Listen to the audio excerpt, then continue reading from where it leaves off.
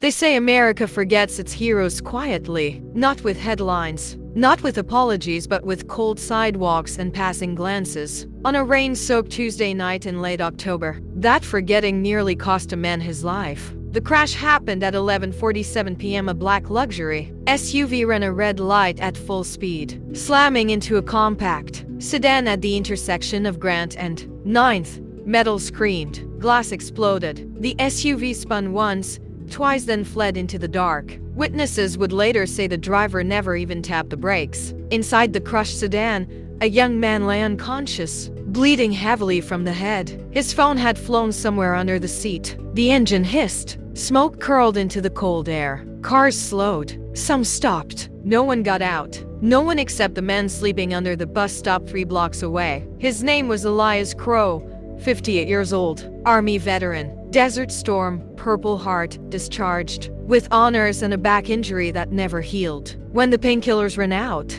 so did everything else: his job, his marriage, his home. By the time the city learned his name again, it would already be too late to give him back the years he lost. That night, Elias was awake because the rain made his spine burn. Then he heard the sound, not the crash itself, but the silence after. A heavy, unnatural silence that soldiers recognize. The kind that follows explosions. The kind that means someone is hurt. Elias stood, grabbed his old field jacket, and ran toward the intersection. What he saw made his stomach drop.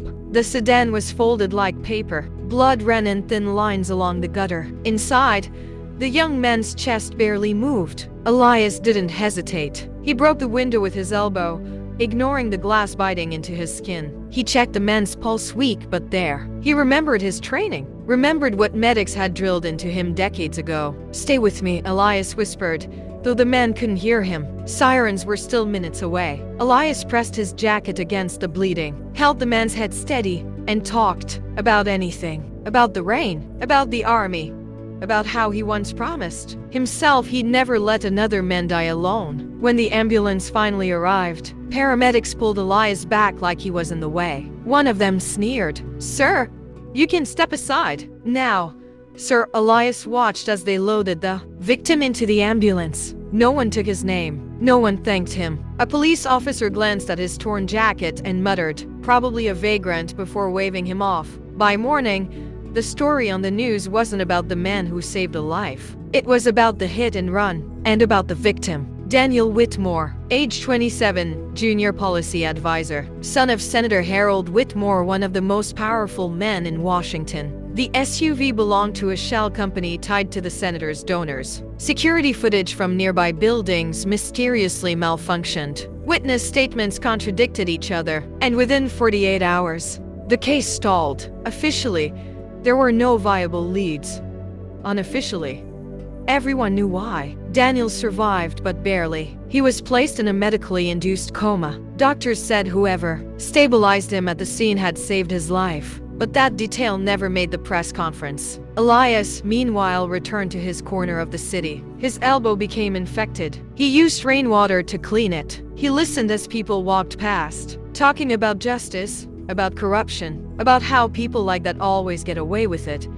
He didn't know the name, Whitmore. He didn't know power had noticed him. 3 days later, something strange happened. 2 black SUVs rolled to a stop outside the shelter where Elias sometimes volunteered for soup in exchange for a meal. Men in suits stepped out. One spoke quietly into his sleeve. Another scanned the street. Then a voice Elias recognized not from the streets, but from television. "Is he here?" The shelter went silent. Elias looked up just as the President of the United States stepped through the doorway. No cameras, no press. Just a seal on his lapel and the weight of the room bending around him. The director stammered, Mr. President, I'm looking for Elias Crow." Every eye turned. Elias stood slowly, unsure if this was some kind of cruel joke. "Yes, sir," he said. The president crossed the room and held out his hand. "I wanted to thank you," he said. "You saved a young man's life." Elias didn't speak. He couldn't. Outside, the SUVs idled. Inside, the president explained that Daniel Whitmore had regained consciousness briefly, long enough to ask one question. "Did the man who helped me make it?" Daniel remembered Elias's voice, remembered the jacket, remembered the pain stopping, and he remembered something else. Before losing consciousness, Daniel had seen the face of the man driving the SUV. A face he knew. A face that wasn't supposed to be behind the wheel. The president leaned in closer. "What you did that night," he said quietly, "may help us expose something very big." Elias felt something unfamiliar tighten in his chest. Hope, justice finally, seemed close. But as the SUVs pulled away, Elias didn't see the black sedan parked across the street. Didn't see the man on the phone watching. Didn't hear the words whispered into the night. "He's been found." Because while one powerful man had come to say thank you, another was already moving to make sure Elias Crow would never speak again. They came for Elias Crow before sunrise. Not with sirens, not with warrants, just a soft knock on the shelter door and a voice that already knew his name. "Mr. Crow, we need you to come with us." Elias had lived long enough on the streets to recognize danger dressed as politeness. He didn't resist. He didn't ask questions. He simply slipped on his worn boots and followed the man into the waiting black sedan. The city blurred past the window as they drove. Elias noticed details soldiers always notice. The route changes, the silence, the way no one made eye contact. This wasn't Secret Service. This was something else. They stopped at an abandoned federal building on the outskirts of town. Inside, the lights flickered like the place itself was unsure it should still exist. That's when Elias saw him, Senator Harold Whitmore, up close. Power didn't look loud. It looked calm, controlled, dangerous.